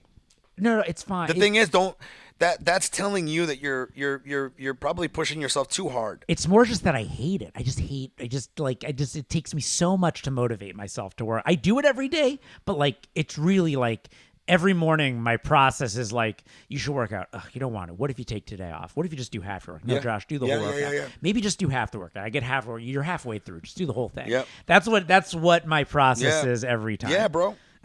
Like 2 years now into working out every day, and I still hate it just as much as the first day. Okay, so 20 minutes, you wake up before you even drink a water or whatever. You just start writing. Yeah, do the journaling. 3 pages of journaling. Anything, gibberish, whatever comes out of your mind. Yeah. Okay. Sometimes I write about how I'm journaling. Okay, see, I've done that too. When I stream right in the morning, same shit. Every once in a while, a good joke comes out of the morning journaling. Yeah. Yeah. A little nugget will come But out. it also teaches my brain to write. Yeah. Like it just, and it also, one of the things I find the most helpful with it Yeah. is that Do you have the paper by your bed ready I to just go? have the journal on my desk.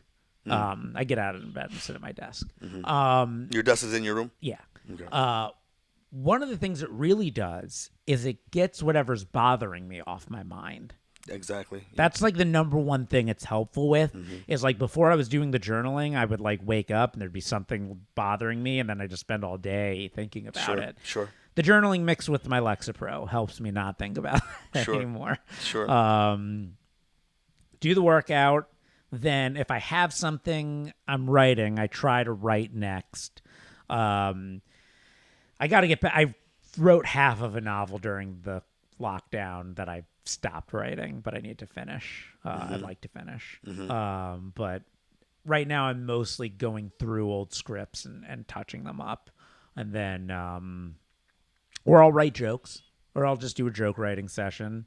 And then sometimes I'll go to Fourth Walls. You go a joke writing session. Is it something that you've kind of like, I got an idea of this is something that's kind of working. I need to get down on paper? Yeah, actually, what I'll do a lot is I'll listen to sets I've done recently. Same. I mean, I make notes about what I talk about in them, and like I'll Use Otter. that's the thing where it writes it out. But I find it helps me to write it when I listen. Oh, really? Yeah, Not it me. helps me like get it down. For me, it's great to like see the text, edit it there, take it, and just really start polishing it, and it saves me time, because I'm so ADD that like I'll listen and then I'll like trail off, and then I have to, and I didn't fucking listen to the Well, whole thing. what I don't do is I don't sit there, listen, and try to write everything I say. I listen to it and then write it. Sure, I do that too, but Because- then I still get distracted, and the next thing you know, But here's what I find that happens when I do that. When I listen, then write it, I start to write new things. I do that too from fucking even having it transcribed. Like, Yeah. I see that and I'm like, oh yeah. Maybe I'll give Otter a try. Sometimes I live. No, don't. Don't. It seems like what are you doing and working, and I think you should just stick there. But that's everyone works differently. You know what I mean? For me, I need something to just have it there for me so I can do my fucking scanning and just that's how my brain works. I mean, pre-pandemic, I felt like I had the perfect routine to writing new bits, which was I would do like 4 mics a day. Okay. And I would go to the first mic with my list of like topics, and then I just talk about them on stage, and usually eat a huge dick. Sure. Then I'd walk to the next mic, listen to the recording of the set I just did as I'm walking there. Note the things that are good. Note the things that are good, and just kind of Do like you note them when you're listening to them? yeah, I write in my notes, and then I would also it would start to gestate in my mind, and then I'd start to come up with other things. Especially if you're walking. And I write those down. I think best when I'm walking, 100%. I write so much more material when I'm walking than any other time. Get to the next mic, do the stuff with the new things, then repeat. By the end of the week, I'd usually have 3 to 5 new minutes. Yeah. Nah. Like a solid, constructed whole bit. Right. So you would wake up in the morning, you would write 3 pages, you'd fucking do a 30-minute workout in 3 hours, and then what do you do after that? Oh, well, actually, immediately after the workout, I treat myself with breakfast, bacon, eggs, and avocado. After the workout? Yeah. Okay. I make the same breakfast every Bacon, morning. eggs, avocado, right. I've done that. Making it very simple. 3 strips of bacon, 2 Right. sunny side up eggs, half an avocado sliced. Right. With a little bit of olive oil and red pepper flakes. Fancy. Yeah. Then I don't always do the writing, but then I'll like probably 50% of the days do the writing. Okay. Then You don't always wake up and do the writing. It depends. If I have something else to do, I'll do the other thing. Like if I'm like, hey, I want to make a show flyer today. Like it'll be like, then I'll do the show flyer. If I'm like, hey, I've got like this Instagram bit joke that I want to like create on Photoshop, I'll create that. Hey, I want to cut this clip I shot the other day into something to post today. I'll clip and do the subtitles for that. Now that I have the podcast, actually, what I've been writing most recently, so on my podcast, I do little sketches in the podcast. Right. Like just mostly like making fun of podcast things. Like I'll do fake commercials, fake like ad reads. Nice. Or like I did the last episode, I did a eulogy that sounded like I was doing a eulogy for Bob Saget, and then at the end I twisted it into being about Robert Durst. You know Robert Durst? the murderer from Right. the Jinx. I was like husband, neighbor, friend. That was his relationship to 3 of the people he murdered. So like, That's funny. yeah. So I wrote like this whole eulogy that starts out sounding like it's from Saget. Then it was about him. Then I have the interview. Then I'll do fake ad reads. I did like a fake ad read for the woman who was farting in jars and selling them that like almost had a heart attack. So like she's a sponsor of my show. Nice. I've got a planned one for the one I'm doing tomorrow that I got to write. So like I try to do those little sketches in there. And you do what? You do that in your morning writing? So like that's mostly the thing I've been writing now during like my writing session. So then- are like the things for my podcast. So then how long are your writing sessions now if you wake up? So you do that first thing, right? I write them pretty no, so it's journaling, exercising, breakfast, creative writing. Got it. My morning's kind of like that.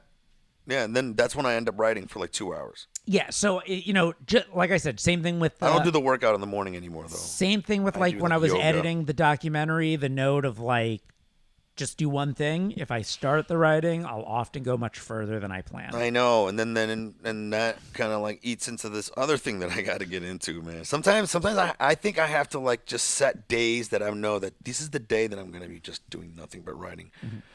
And then there's sometimes where I got bullshit I got to do, taxes. I know, man. I got my business that I got to run and stay on top of. I can't stand doing this shit. I'd say like that the post-workout breakfast hour, quote unquote, is the shit I got to do hour. Mm-hmm. And shit I got to do could be anything from writing to photoshopping to taxes. And you'd only do that for an hour? Well, it's just called I do it for however long I do it for. Sure. But like usually And do you just tackle one thing typically? it'll be one thing before then I start getting ready to go to open mics Yeah. or come record a podcast. I think or I fail at like trying to do meet someone for lunch to multiple talk about things. something. You know, doing multiple things. Like the pandemic really helped me get into routine. Like I really had a real strict routine I stuck to for the pandemic, and it helped keep me sane. Oh, see, my routine fell apart. Oh, interesting. Remember, I was very routined.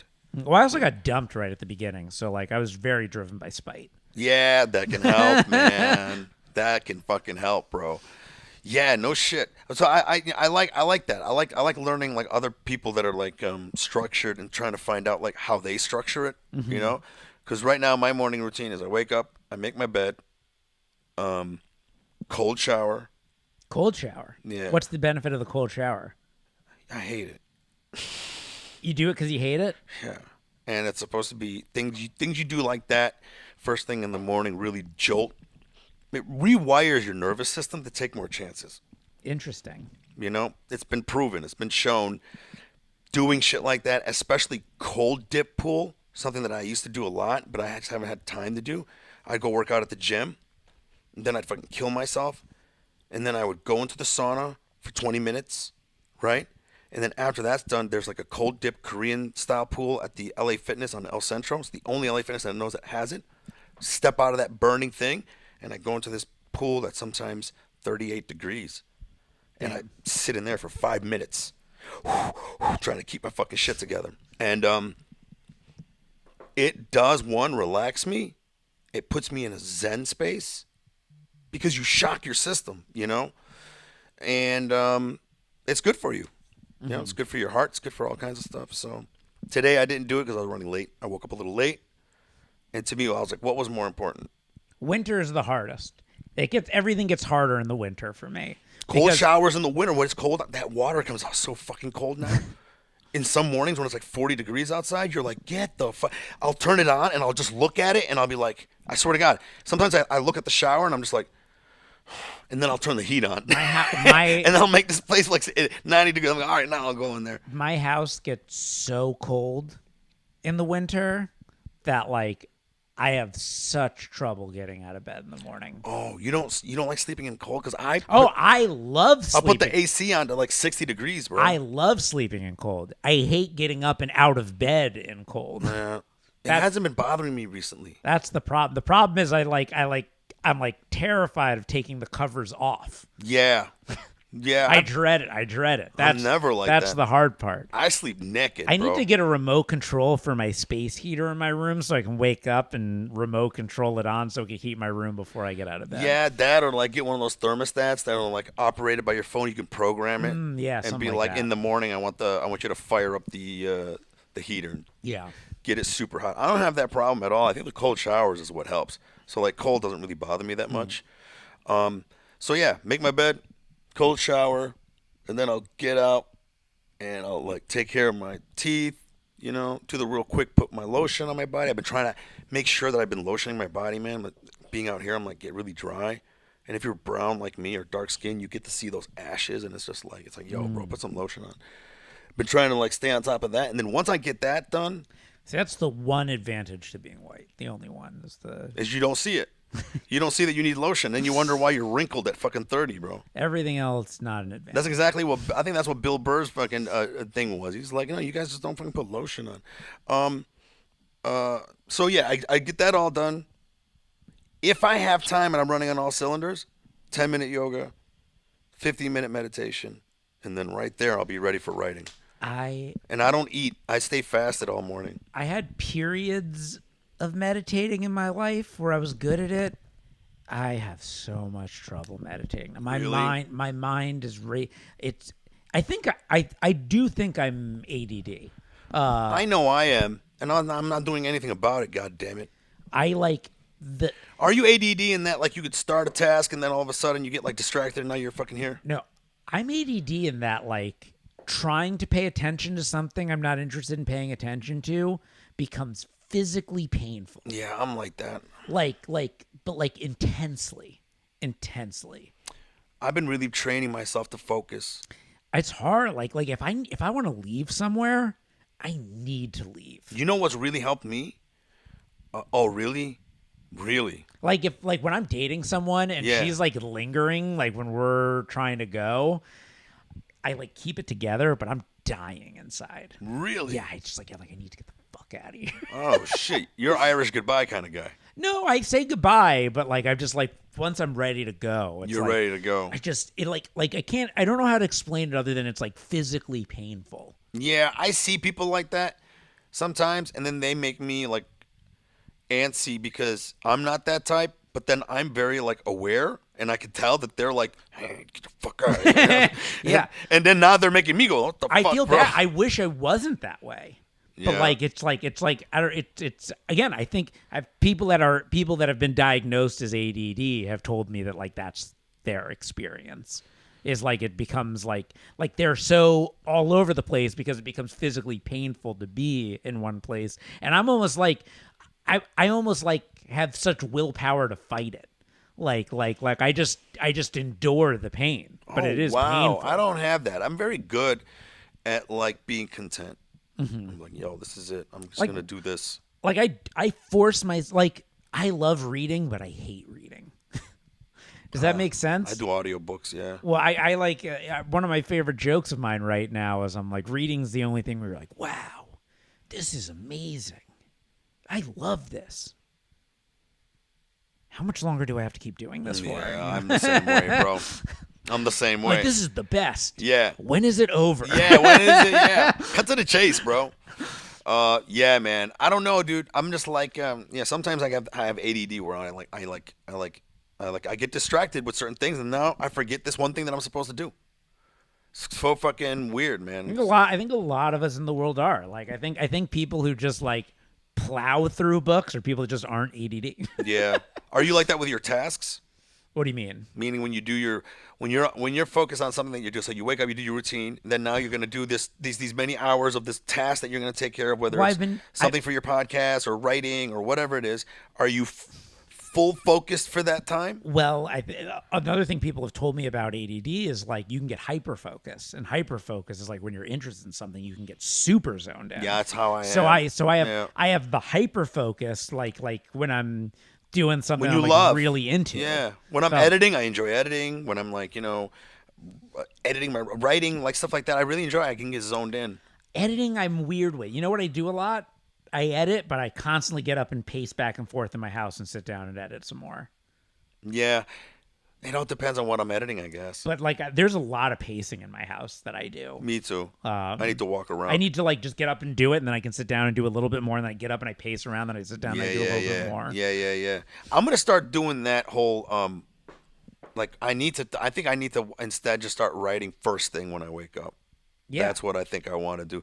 Instead of doing the cold shower first and everything else and then writing.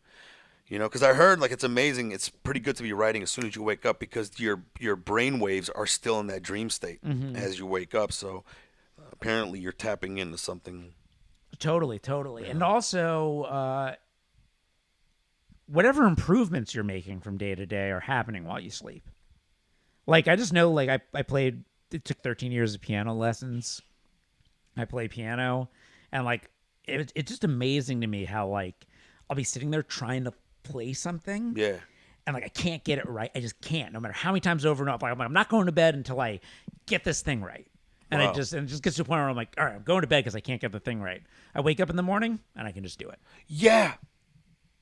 Yeah, bro. I think that happens to a lot of people though. I think there's like scientific studies about it. There's but, something like, when they sleep on it. sleeping. It's Sleep just on like it. it makes Yeah. it like if you're studying for a test right before the test, you're not going to do as well as if you're studying for the test. Go to sleep and take the test.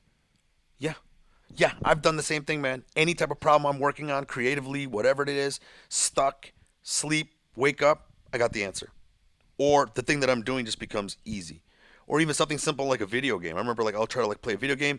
You won't go to bed because you want to like pass this level. You're like, this fucking boss, come on, what the fuck? And then you go to bed. And you Go to wake up bed. in the Next morning time you wake up, crushing. you're like, whoosh. First Yeah, time, you're exactly. like, fuck you, dude. You played with me, man. You thought the fucking machine like gave up on you. The best I ever did playing a video game was on mushrooms. I played a video game on mushrooms once, and like everything, I just became perfect at it. I felt like I hit like a zone where Dude, time mushrooms is slid. amazing. Yeah. Do you microdose? No. You don't want to? No. It's amazing. I like to macrodose occasionally. I'm done with the macros. I'm done. The microdose, man, during the time of writing in the morning, amazing, dude. One of my new bits is about hallucinogenics. Good. About how like people are always like, it'll change your life, man. You gotta go do ayahuasca in the desert. It'll change your life. I'm like, it won't change your life. It'll like make you like a smug son of a bitch for 2 weeks, and then you became the same petty piece of shit you were before. It's like, man, money's not even real. It's just a construct. Then 2 weeks later, it's like, you got that $15 you owe me from 4 weeks ago? It's like, he's like, you know what'll change your life? Heroin. Heroin will change your life. Drastically. That's the drug that'll change. Yeah. Mushrooms, It'll change- ayahuasca. Heroin will change the size of your head. That'll change your Your life. fucking brain will shrink, dude. Yeah, bro. I fucking I would love to try heroin. Have you ever tried heroin? No. No. If I'm dying, I'll do it. If I find out I'm dying. I got it in the hospital once. The morphine. Okay. That's a form of heroin. Yeah. Right? Have you ever gotten that? No. Bro, I remember she gave me the button. She was like, if you ever feel any pain, just, whatever. And then, like, I hit it, and when I hit it, it was just like, I'm coming. My whole body just feels... It was amazing, dude. And I remember I leaned back, and I was like, whoa. And then she was like, yeah, she goes, yeah, and if you need another hit, just hit it, and don't worry about it. The machine knows when to stop giving you any more. And when she left, I was like, click, click, click, click. I was just like, this is amazing. And then Comes back in, you're foaming at the mouth. and then they sent me on my way, and I'll, even to this day, man, I'll think about that moment, and I'm just like, yeah, dude, your bones are coming. It's fucking amazing, bro. Unbelievable. I just wish it was something you could do and also get shit done, See, I won't mess with things like that. That me neither. I won't mess I got an won't addictive even- personality. I won't even mess with cocaine. I've tried cocaine, not that many times, but in more frequency recently. Be with careful. Be careful. Well, no, before the fentanyl scare. Then when the fentanyl scare kicked in, now I'm just like, fuck that shit. Because I've always been like, fuck that shit. Cocaine doesn't do that much for me anyway. I try to keep it herbal. Me too. I keep it weed. Weed, Mushrooms, mushrooms, same. acid's the one. I'm not a fan. I only like doing it at like a music festival. I mean, somebody gave me like acid, and I've just been sitting around. I'm just like, I don't know. Well, if you're at like I went to the Flaming Lips. I was at a festival where the Flaming Lips played, and then right after them was Snoop Dogg, The Roots, and Shaka Khan. And I was on acid, and that was one of the best nights of my life. I take it back. It depends on the type of acid you take. Not all acid is the same. I mean, the Flaming Lips were just like I was peeking during them, and they just like he's walking around in like a giant robot floaty, and there's like just colors everywhere and confetti falling, and I was like, this is incredible. I bet that was great. It was unbelievable. And then I was like in the giggle phase during like the Roots, Snoop Dogg, and Shaka Khan, and I'll never forget the Roots were like introducing Shaka Khan, and they're just like they're giving her this huge intro, like, now welcome to the stage, the one, the only, the Queen, Shaka Khan. And the way they did it, I was just expecting Shaka Khan to be in a giant dress, like raising up from underneath the stage. That's like, what you were That's what I had him. expecting. And then she just walks in on the side. She's like, how y'all doing? I'm Shaka Khan. Like Paula Deen. And then your fucking trip went away. Oh, I just started laughing, like, so I couldn't stop laughing. I was like, I had wow. like the biggest laugh of my life. It was amazing. It's fun when you can like trip and like everything is perfect. I Totally. took mushroom. I've never had a good. I take that back. 3 times. The first time I ever got acid was at a party, and I got it, and they finally put it in my hand, and this is when I was in the Marines, and I looked at it, and I was like, that's all it is? And they were like, yeah, just put it on your tongue, and then somebody bumped into me, and we couldn't find it. So that was a fail. Second time I did it was with a Marine buddy after I got out of the Marine Corps, saw him in Chicago. He's like, bro, you ever do the acid? I'm like, no. He's like, nope, gets it. We get it, we do it, and he's like, fuck, it was a shitty hit. Third time I did it, finally I got the hit, but I don't know. I wasn't like really enjoying it. The next time I did it, Marty's open mic. You ever went to Marty's? You did it at Marty's? No, but I got it from someone at Marty's. And the person who gave it to me was Marty's feels like a bad trip. So. I love Marty's. Man. I loved Marty's too. I Loved loved Marty's. That was that was the clubhouse.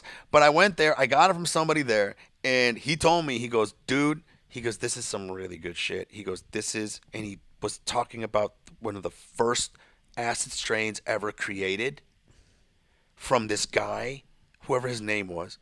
And the family, some CIA. The family literally had it in a jar, and they buried it for a long time. That was the story, right? And then they pulled it out, and then they started synthesizing it again, right? And he said, it's not super crazy visual. He goes, but you'll fucking feel great. It's more of a love buzz. And dude, it was pretty good. I took it. I didn't see a lot of shit, but it felt really good. Then the second time I took 2 of them and went in a sensory deprivation tank. Oh, damn. For 2 hours. Wow. And that seems crazy. That was awesome. That was amazing, dude. Because in the tank, I became nothing. Yeah, I don't know if I'm comfortable enough with myself. Because I became nothing. Like, it just, for an eternity, I was this. That happened to me on Salvia, but it was terrifying. See, I don't want to do that. That scares me. Don't. For like 30 seconds, time and space. Closer microphone. For 30 seconds, time and space did not exist, and I thought I was a rock that didn't know what it was. Yeah. Yeah. And it was the most terrifying hell of my life. Yes. Yeah. But what was really cool I took like 2. The first hit I took, I was like, oh, the world ends right here. And then the second time I took the hit, I was like, oh my God. What is anything? That's fucking, see, that's too much, man. Oh, thank God it was only 30 seconds. Yeah, I don't want to do that shit. That's fucking, oh my God. I can almost picture that because I've tripped in ways like that, man. But doing the acid in the tank was great, and then it was in Venice. So then when I came out of it, I went from complete nothingness, and then when I came out, I was just sensory overload right on Venice, right on the boardwalk, and I was just like, holy fucking shit. And I remember distinctly that I was able to see people's pain on their faces more for some reason. Interesting. Well, That's what I was noticing the most. Like, I could see the people who held the most pain in their face. Last time I did mushrooms was in Venice, and I remember, like, we walked from my buddy's apartment to the canals, but like it felt like we walked through like 8 different worlds to get to the canals because there was like moments of just utter beauty, and then there were like clowns riding unicycles past us, and like so many different experiences. So many different experiences that and we then went they were through. heightened. And It then, was- and then we got to the canals and just the sky. It was sunset, and the sky was just smiling at us. It was unbelievable. And then you guys made out. Yeah, I sucked his dick. All it took was 3 grams of mushrooms, guys. Well, we did this for 2 hours, bro. Yeah, this is great. Yeah, man. It was fun. Did I live up to my promise of being a great podcast guest? No. I think it was good. It was good. It was good. Too many times and they cut me off. Yeah, Bolty said that I pushed the button too many times and they fucking cut me off. That morphine drip is good. All right, tell everyone where they can find you. You can find me pretty much on all the social media apps at the Edelmeister, TheEdelmeister. Mentally Al, currently available for rental on pretty much everything but Amazon. Will be free again on Amazon soon, just as soon as I get this stuff sorted out. New podcast, The Drew Rogaine Experience on Spotify, on Apple Podcasts, on iHeartRadio, on YouTube. All the links are on my Instagram. Best Friends web series on YouTube. Undiscovered Genius at the Hollywood Improv, February 12th. Really amazing show. Sells out every time, so get tickets now. And, yeah. Thank you for having me, Mike. Josh Edelman, fucking hilarious. Love this guy every time I hang out with him. Follow him. Didn't know he was a magician, too, and he hates it. But still, very talented guy. All right, guys, you know where to find me. Mike from Detroit on everything. And like I said, I'm live 2 p.m. Wednesdays, every Wednesday on my YouTube channel. You can go to publicyemeni.com to watch the streams. And all the audio goes up about 2 weeks after the live video goes up. And I'll see you guys next week. Thank you. Thank you for having me, Mike. Yeah, man. Public Yemeni #1.